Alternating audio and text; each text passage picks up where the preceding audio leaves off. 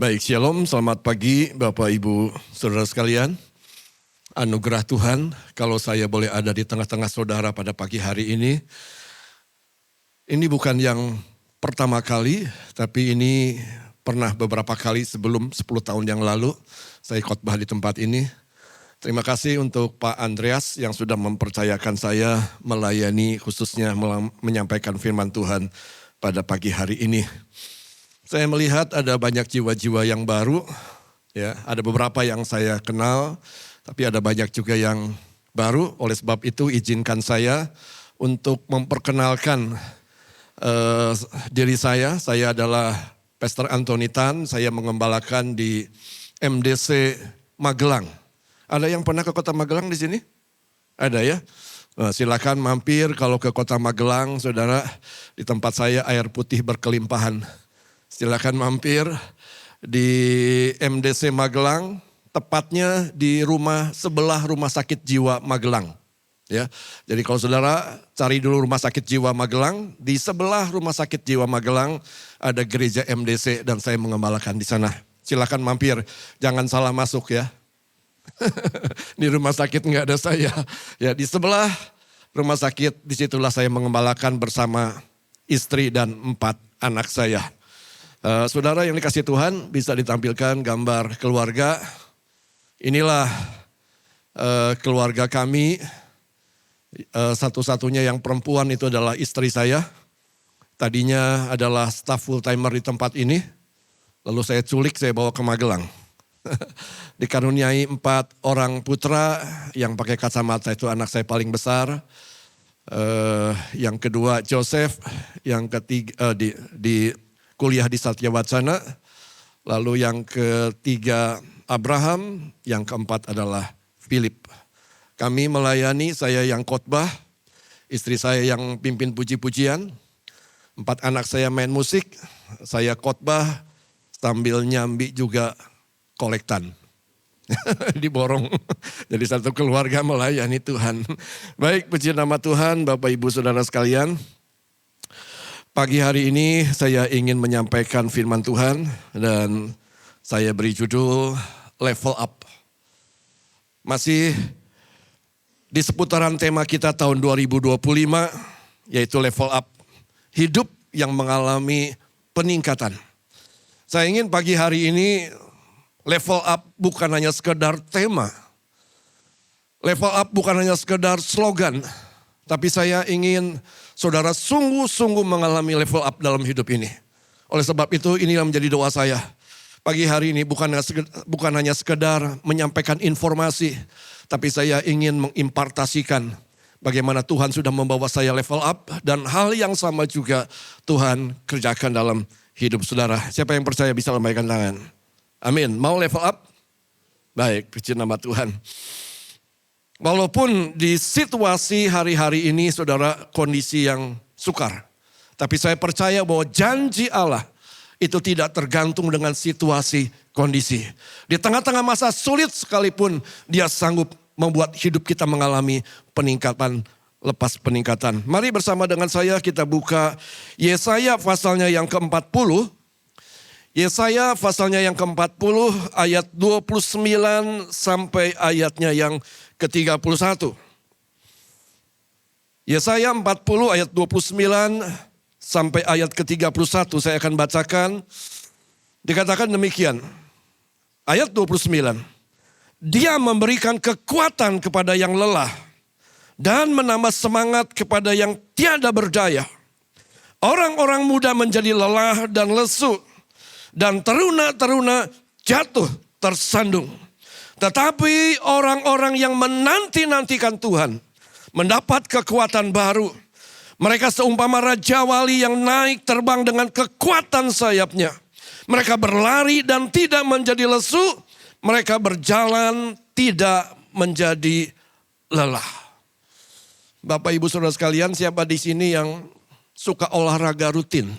Bisa lambaikan tangan, saya ingin lihat. Olahraga rutin ya, setiap hari ya. Saya memutuskan beberapa bulan yang lalu saudara untuk membeli sepeda statis. Ya, Saya ingin berolahraga, saya coba setiap hari menggunakan sepeda statis. Saya beli di TikTok, saudara. Ya. Tadinya saya menahan-nahan untuk beli. Saya berharap ada orang yang bosen, lalu melungsurkan kepada saya. Saya tunggu-tunggu kok nggak ada. Akhirnya saya putuskan, wah ini sebuah kebutuhan. Saya beli sepeda statis dan saya mulai berolahraga di rumah, Bapak Ibu Saudara sekalian. Apa yang terjadi, saudara, ketika saya mengayuh sepeda statis, beberapa menit kemudian, saudara, badan saya mulai berkeringat. Beberapa menit kemudian saya mulai letih. Beberapa menit kemudian saya mulai lesu. Setuju ya dengan saya kalau saudara olahraga, cepat atau lambat saudara akan letih? Halo? Setuju dengan saya, cepat atau lambat ketika saudara mulai berolahraga, maka saudara akan lesu. Saya ingin beritahu itu adalah sesuatu yang natural. Kenapa saya sebutkan itu sesuatu yang natural? Karena itu bisa dijelaskan secara ilmiah. Sesuatu yang bisa dijelaskan secara ilmiah itu namanya natural, saudara. Kenapa ketika saudara berolahraga saudara capek? Kenapa ketika saudara berolahraga keluar keringat? Saya bisa jelaskan secara ilmiah. Berarti itu adalah natural. Pada saat saudara berolahraga, saudara perlu energi. Saudara perlu tenaga, saudara. Dan tenaga itu diperoleh dari proses pembakaran karbohidrat atau lemak yang ada dalam tubuh saudara. Pada saat proses pembakaran, tubuh ini menjadi panas. Lalu diperlukanlah keringat. Untuk apa? Untuk menstabilkan suhu tubuh saudara. Jadi kenapa kalau orang berolahraga capek dan keluar keringat, saya bisa jelaskan secara ilmiah. Artinya itu adalah natural. Hujan, saya bisa jelaskan secara ilmiah. Hujan itu bisa terjadi karena matahari menyinari panas dan terjadilah proses penguapan. Terjadilah proses penguapan air laut. Terjadilah proses penguapan air danau. Terjadilah proses penguapan air sungai. Karena panasnya matahari, saudara, terjadi penguapan dan naiklah butir-butir air ke langit. Berkumpul menjadi sebuah awan, saudara. Dan di titik suhu tertentu, karena begitu beratnya titik-titik air di awan, maka mulailah turun hujan. Hujan adalah sesuatu yang natural. Bisa saya jelaskan secara ilmiah. Saudara tahu pelangi? Pelangi natural atau supranatural? Natural. Karena bisa dijelaskan. Kenapa bisa terjadinya pelangi? Karena sinar matahari menembus butiran-butiran air, saudara. Dan butiran air itu membiaskan. Sehingga menghasilkan berbagai macam warna. Terjadilah pelangi. Pelangi adalah natural. Kenapa saya sebut natural? Karena bisa dijelaskan secara ilmiah. Tetapi kalau ada orang, saudara, berjalan tidak letih. Kalau ada orang berlari tidak menjadi lesu. Itu artinya supranatural. Tidak bisa dijelaskan secara ilmiah. Alkitab katakan orang-orang yang menanti-nantikan Tuhan. Seumpama Raja Wali yang naik terbang tinggi. Berjalan tidak pernah letih. Berlari tidak akan pernah lesu. Itu namanya supranatural. Bapak ibu saudara sekalian. Sama seperti Yesus berjalan di atas air. Tidak bisa dijelaskan secara ilmiah Bapak ibu saudara sekalian. Itu namanya supranatural. Seperti air diubah menjadi air anggur. Tidak bisa dijelaskan secara ilmiah. Itu namanya supranatural. Seperti Musa membelah laut seberau. Itu namanya supranatural. Karena tidak bisa dijelaskan secara ilmiah. Bapak ibu saudara yang dikasih oleh Tuhan. Saya ingin beritahu. Tuhan ingin melakukan hal-hal yang supranatural dalam hidup saudara. Kita baru berjalan 6 bulan di tahun 2025. Tepat. Masih ada sisa 6 bulan lagi. Dan saya ingin beritahu. Tuhan ingin melakukan banyak supranatural dalam hidup saudara. Enggak bisa dijelaskan secara ilmiah. Contoh, di dalam Alkitab, Daud dengan Saul. 2 Samuel 3 ayat yang pertama. Dikatakan demikian. Peperangan antara keluarga Saul dan keluarga Daud berlarut-larut. Daud kian lama kian kuat, sedangkan keluarga Saul kian lama kian lemah.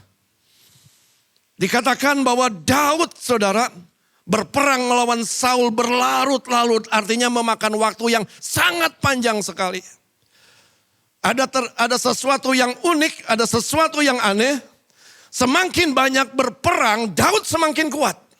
Sementara Saul semakin banyak berperang, semakin lemah. Ini yang unik, ini yang aneh saudara.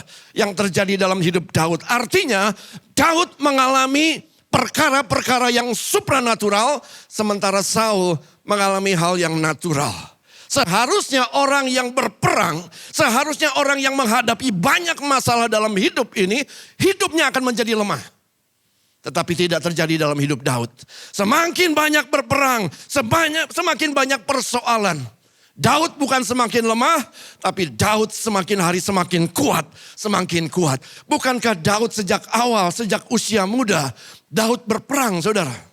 Sejak usia remaja, Daud sudah berhadapan dengan yang namanya singa dan beruang. Kalau ada salah satu kambing dombanya diterkam oleh singa, apa yang dilakukan oleh Daud? Daud coba untuk mencari, Daud coba untuk mengejar, dia pegang singa, janggutnya, saudara, dia pukul, dia hajar. Sejak usia muda, Daud sudah mengalami banyak peperangan. Lepas dari singa dan beruang, Daud harus berhadapan dengan seorang yang namanya Goliat. Goliat tidak senang dengan keberhasilan Daud. Dan sejak hari itu, Saul berupaya untuk membunuh Daud. Selesai dengan Saul, Daud berhadapan dengan anaknya sendiri yang namanya Absalom. Selesai dengan Absalom, dia harus berhadapan dengan raja-raja di sekitar Israel. Kesimpulan, hidup Daud penuh dengan persoalan. Hidup Daud penuh dengan perang. Tapi Daud semakin hari bukan semakin lemah, tapi Daud semakin hari semakin kuat.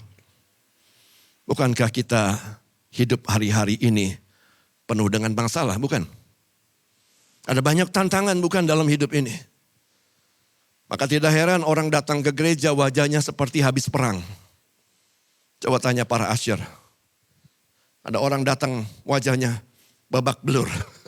Karena memang hidup ini penuh dengan tantangan Bapak Ibu Saudara sekalian. Tapi saya ingin beritahu, Tuhan sanggup.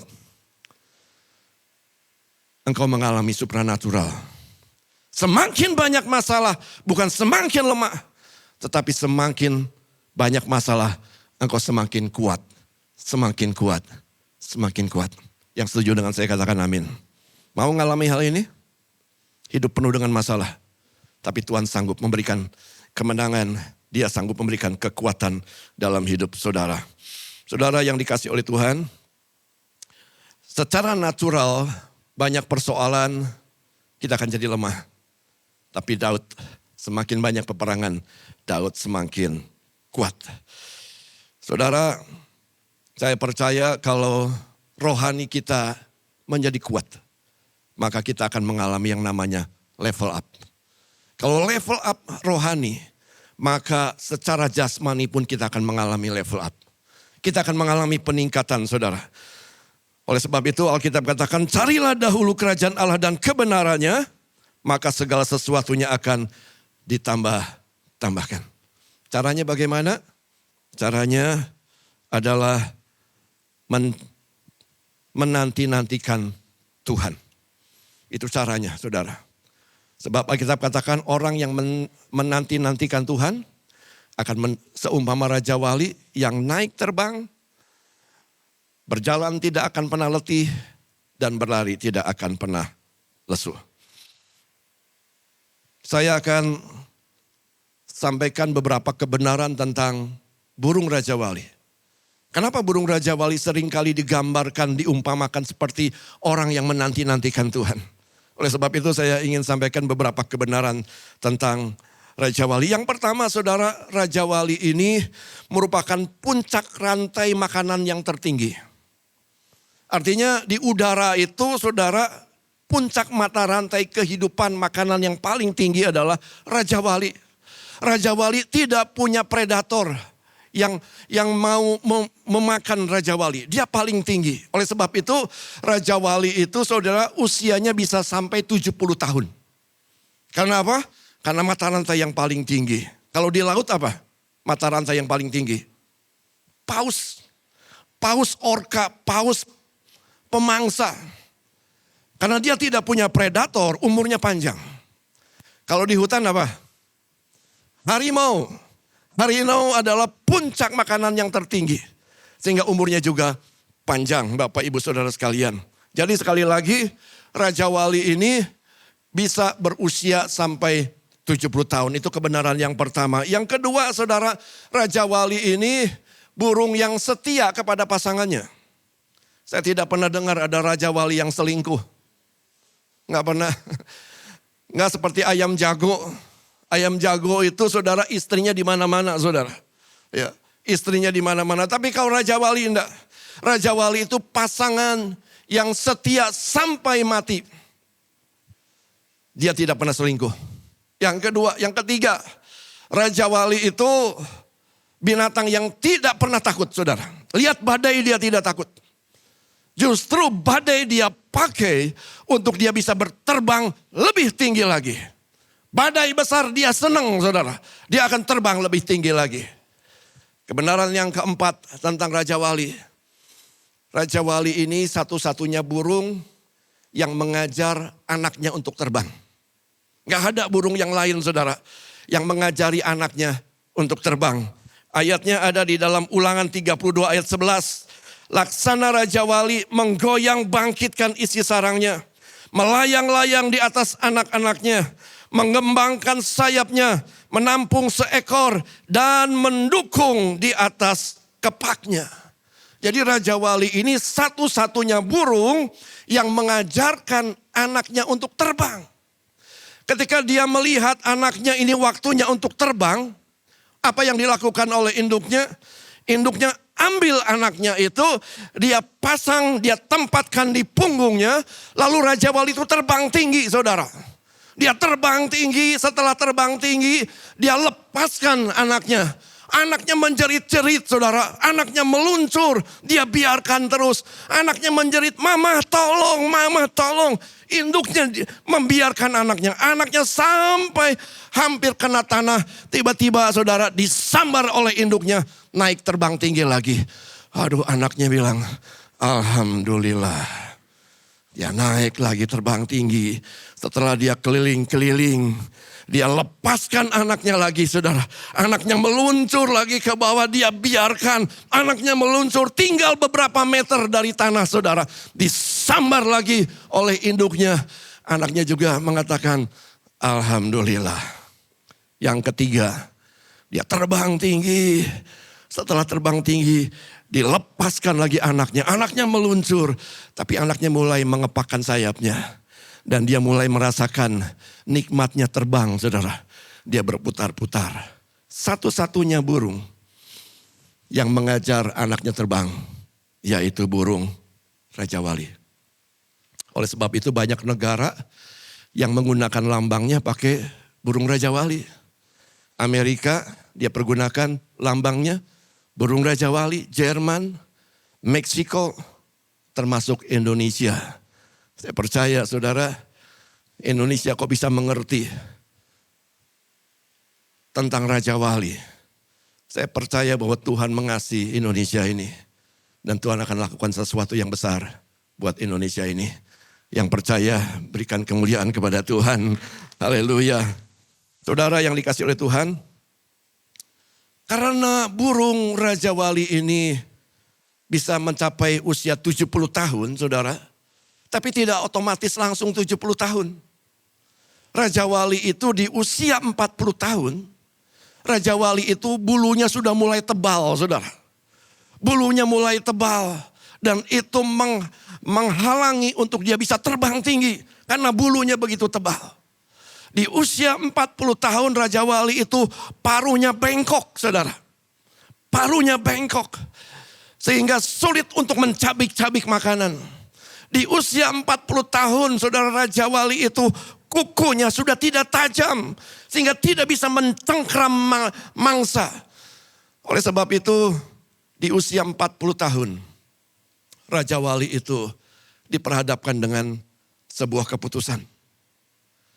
Apakah dia mau berubah atau dia mau terbang tinggi ke atas puncak gunung batu. Di atas puncak gunung batu saudara.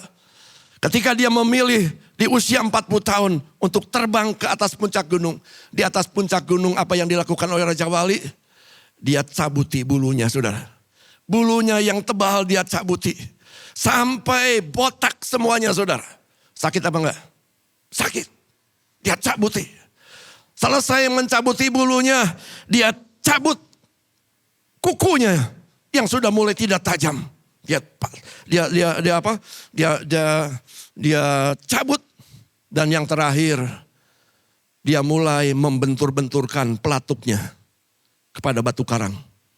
Dia bentur-benturkan sampai akhirnya pelatuknya itu lepas. Dan 150 hari kemudian, bulu-bulu itu mulai tumbuh yang baru. 150 hari kemudian, kukunya mulai muncul kembali. 150 hari kemudian, paruhnya itu kembali. Bapak ibu saudara sekalian, saya percaya inilah yang dimaksudkan oleh Yesaya pasal yang ke-40. Orang yang menanti-nantikan Tuhan. Dia seumpama Raja Wali yang naik terbang dengan kekuatan sayapnya. Berjalan tidak akan pernah letih. Dan berlari tidak akan pernah lesu. Sebagian Raja Wali, dia memutuskan untuk tetap paruhnya bengkok. Sebagian dari Raja Wali memutuskan untuk bulunya tetap tebal. Sebagian dari Raja Wali memutuskan untuk kukunya tumpul dan akhirnya mati. Tapi sebagian lagi dia memutuskan untuk terbang ke tempat yang tinggi. Mencabuti bulunya, mencabuti kukunya, membentur-benturkan. Sakit, tapi 150 hari kemudian muncul Raja Wali yang bulunya baru. Dia terbang dan berlari tidak akan letih, berjalan tidak akan pernah lesu. Artinya apa? Artinya ada banyak hal yang supranatural terjadi dalam kehidupan Raja Wali. Bapak ibu saudara sekalian, mungkin kita tidak ubahnya seperti Raja Wali di usia 40 tahun. Bulu kita sudah tebal. Kita sudah tidak bisa lagi terbang tinggi saudara. Mungkin kita ini tidak ubahnya seperti Raja Wali yang paruhnya bengkok. Sudah tidak bisa lagi mencabik-cabik makanan. Mungkin kita ini seperti Raja Wali yang usianya 40 tahun. Yang kukunya mulai tumpul, yang tidak bisa mencengkram musuh saudara. Ambil keputusan pagi hari ini. Pergi ke tempat yang tinggi. Artinya ambil posisi untuk mendekat kepada Tuhan Yesus. Dan mulai cabuti hal-hal yang tidak berkenan dalam hidup ini. Cabuti dosa-dosa yang selama ini ada dalam hidup saudara. Alkitab katakan di dalam Ibrani, tanggalkan dosa dan tanggalkan semua beban dan dosa. Dosa dengan beban dua hal yang berbeda. Beban tidak berdosa. Kalau dosa tetap dosa. Dosa harus disingkirkan. Beban adalah sesuatu tidak berdosa tapi menghalangi kita untuk maju. Tanggalkan firman Tuhan. Contohnya apa? Contohnya main catur. Dari pagi sampai malam dosa apa enggak? Enggak. Tapi itu menghalangi saudara untuk bisa bertumbuh secara kerohanian. Mancing, dosa apa enggak? Enggak. Tapi kalau mancing dari pagi sampai malam saudara lupa baca Alkitab, lupa berdoa, itu harus ditanggalkan. Karena itu menghalangi di dalam pertumbuhan rohani kita. Scroll TikTok dosa apa enggak? Tapi kalau dari pagi sampai malam terus scroll, itu akan menghalangi saudara. Oleh sebab itu tanggalkan dosa dan beban yang menghalangi. Bapak, Ibu, Saudara sekalian,